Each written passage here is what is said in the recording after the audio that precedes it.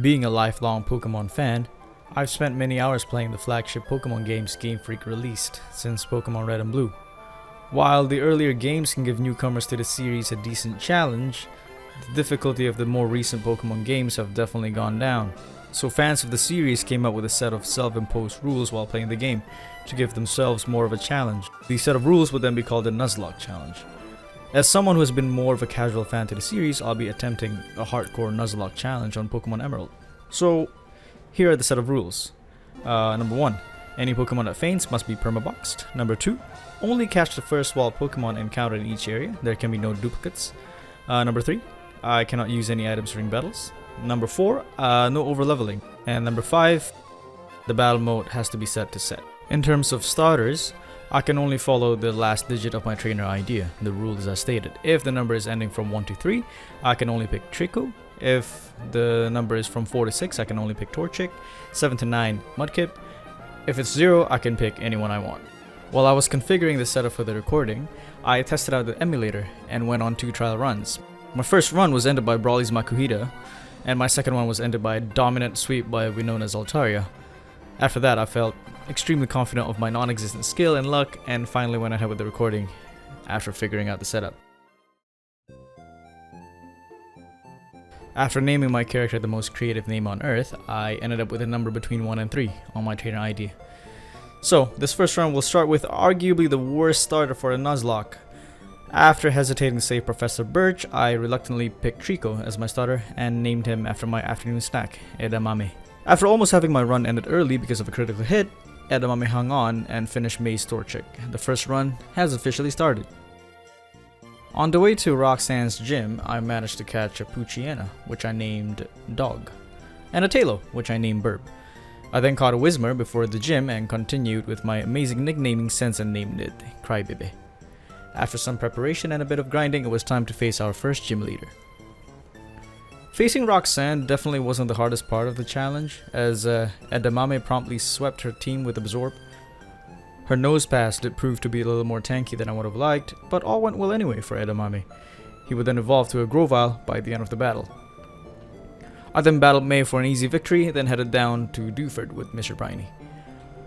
As an ongoing curse of this run, I killed yet another first encounter in the cave above Dewford, adding the failed captures to the tally.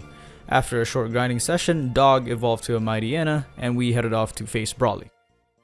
Now, I was a bit nervous for this battle, seeing as Brawly's Makuhita swept my team when I was practicing, but I was more prepared this time.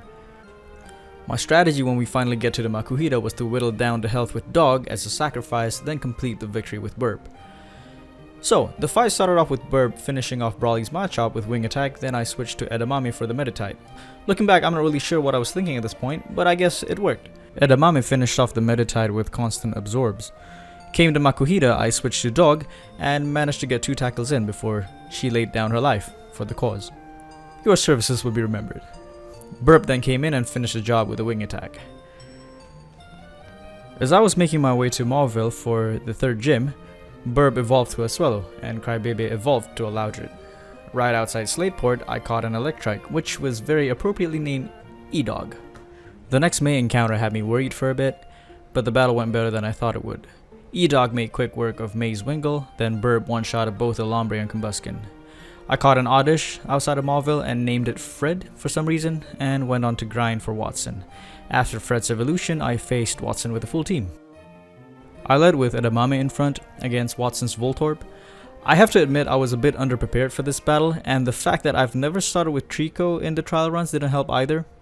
Edamame gets taken out with the self-destruct to my surprise, and it all went downhill from there. Even though E-Dog managed to take out Watson's Electrike with a quick attack, I had no answer for his Magneton. I knew the run was over at this point and had to let my team get wiped out. This was the end of my first attempt.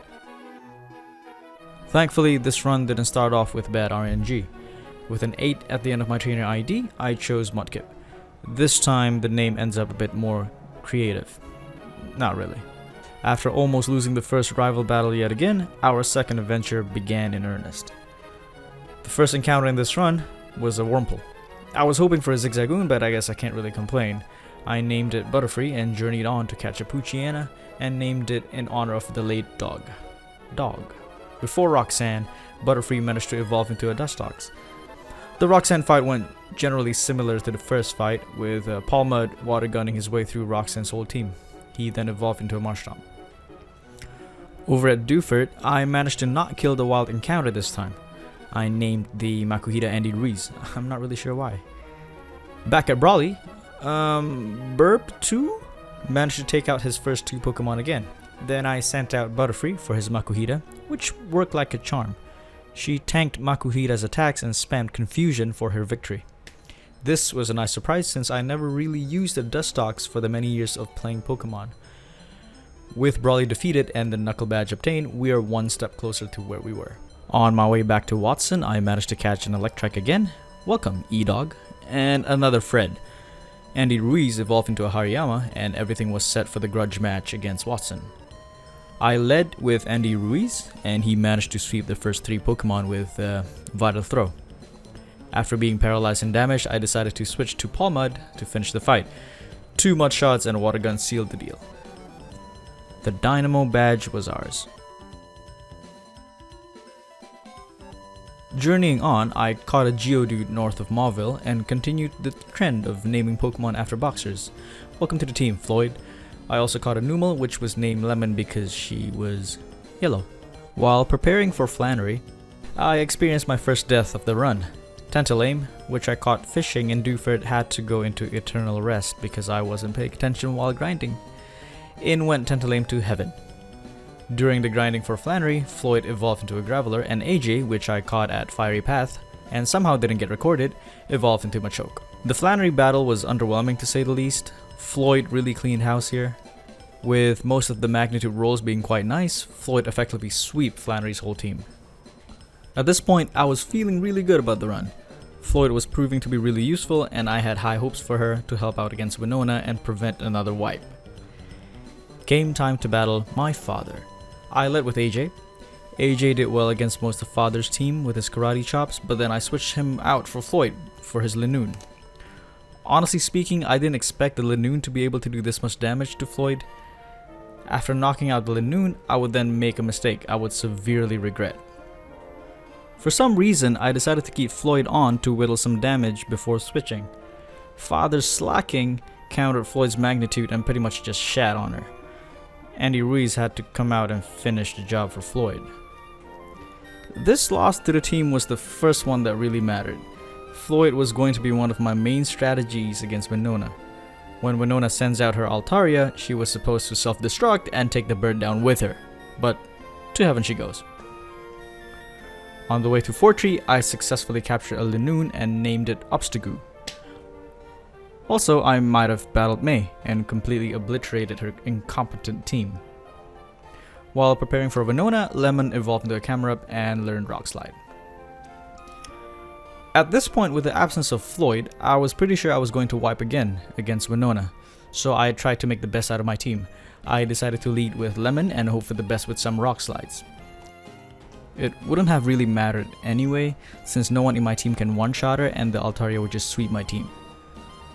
With the Swablu one-shotter with Rock Slide, I switched to Dogg to take out her Pelipper with some early confusion luck. Then the big boss came out. Dogg managed to tank an Earthquake after scoring a Thunder Wave, then she was switched out. Time for Lemon. Lemon managed to hit a Rock Slide first because of Altaria's paralyzed status, and the damn bird couldn't move, yay. At this point, I was clenching my butt so tight, hoping for the next attack to not miss and for it to hit a high damage roll. But of course, no dice. The Altaria survived the Rock Slide and managed to pull off a Dragon Dance. At this point, any attack would instantly kill Lemon. I had a glimmer of hope when the Oranberry kicked in, hoping it would get the health up to orange so Winona wouldn't use a healing item, but yeah, no dice. Lemon hit another Rock Slide as Winona healed with a Hyper Potion. This was the end, really. Even if Lemon hits another Rock Slide, this damn Altaria would just wipe Lemon off the face of the earth with an Earthquake. As I praised and sang hallelujahs to RNGesus and Lemon, she managed to take out Winona's Skarmory and Tropius with Embers. I really didn't think I would win this one, but Lemon really pulled through. While journeying towards Tate and Liza, Paul Mudd evolved into a Swampert, and Tyson, the Trapinch I caught at the desert, evolved into a Vibrava. Also, after learning Fly, I have done what needed to be done much earlier. During the long grind for the next gym, Potential, the Zubat I caught over at Meteor Falls, evolved into a Golbat. I ran into May at Lily Cove and somehow she's turned Canadian. She still got stomped by Potential and E-Dog. During the Magma Hideout fiasco, Potential evolved yet again into the mighty Purple Bat. Now, the Psychic Gym. Thinking I was ready, I went ahead and started the battle. When the first set of Pokemon came out, I quickly realized that I wasn't really prepared for a long battle.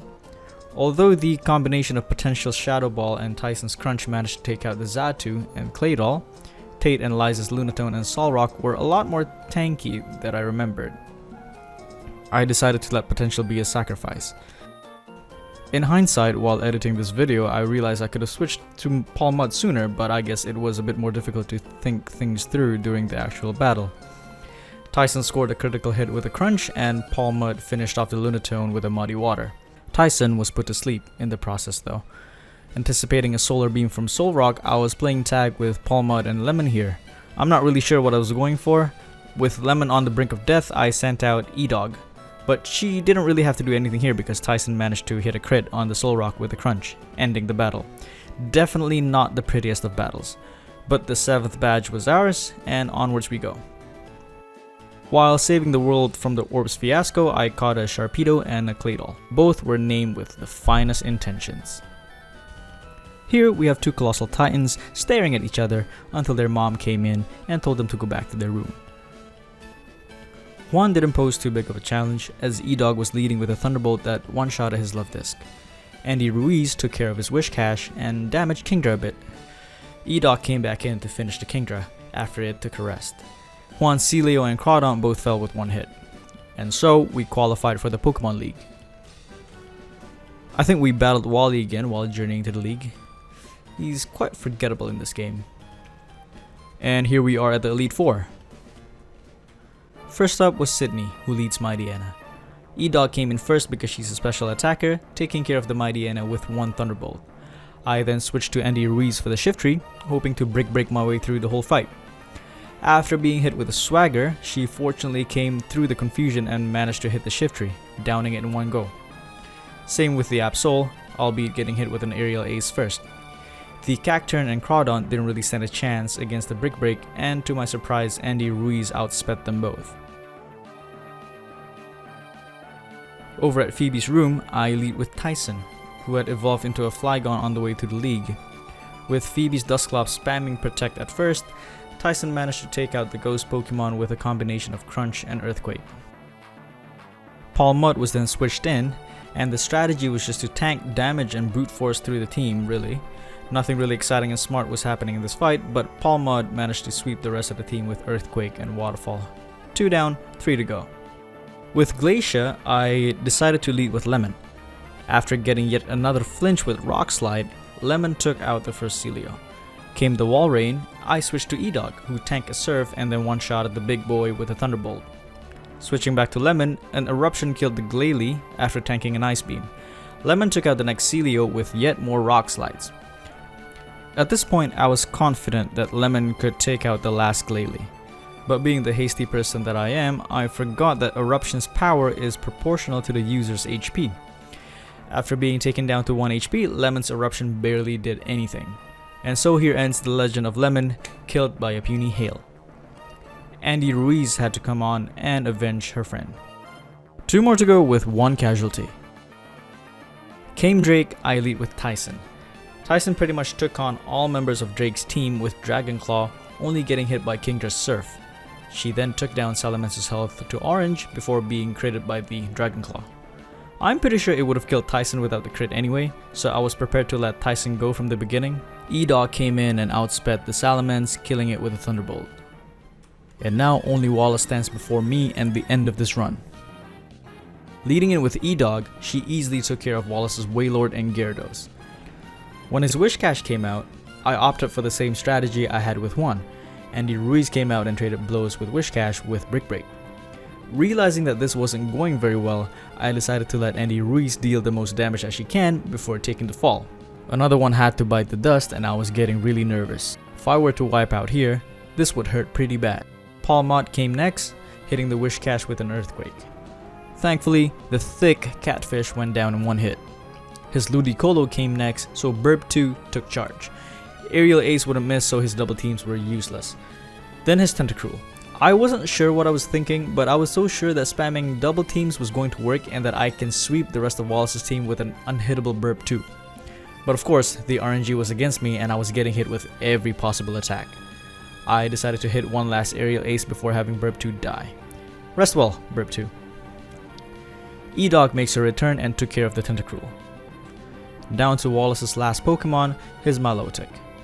Dogg hits the Milotic with a Thunderbolt, which takes a good chunk of his health. He hits back with a Surf, which of course hits a critical hit. Dogg would also make her exit here, joining her comrades that have fallen in the good fight. Down to my last Pokemon, and with my butt clenched, Palmod makes his last entrance. With the only attacking move option, Palmod goes with Earthquake. Even though he had to tank a Surf from the Milotic first, Palmod survives and hits back with his Earthquake, taking down the Milotic, and the run was complete. I was definitely expecting the Nuzlocke, to be hard, and it proved to be quite challenging. But what I did not expect was how long the run was going to take. I clocked in almost 90 hours of gameplay, and the EV training really didn't help. I probably cleaned up the Poochyena population out of Route 101. If the fast forward function didn't exist, I would have definitely killed myself before completing the challenge. And so we wrap up my first completed Nuzlocke, which took 2 attempts. I definitely expected more attempts to finish this, but if we were to count my trial runs, it took 4 attempts in total. But before we sign off, I came across a video by Flygon HG before fighting the Elite Four, showcasing the best Pokemon to use for a Nuzlocke. So I loaded an earlier save to do just that with my Obstagoon. After grinding Obstagoon to the appropriate level, he's finally achieved Ultra Instinct and swept through the Elite Four. Unfortunately, I had to use Palmud to sweep Phoebe because I wasted the Shadow Ball Technical Machine on Potential for the Tate and Liza fight. But back to Obstagoon, he completely pissed on the Elite Four and Wallace. Truly the best Pokemon for a Nuzlocke, completely making the other Pokemon obsolete. Well, if you enjoyed this video, please consider subscribing and hitting the bell. I'll be putting out more contents like this. Thank you for watching.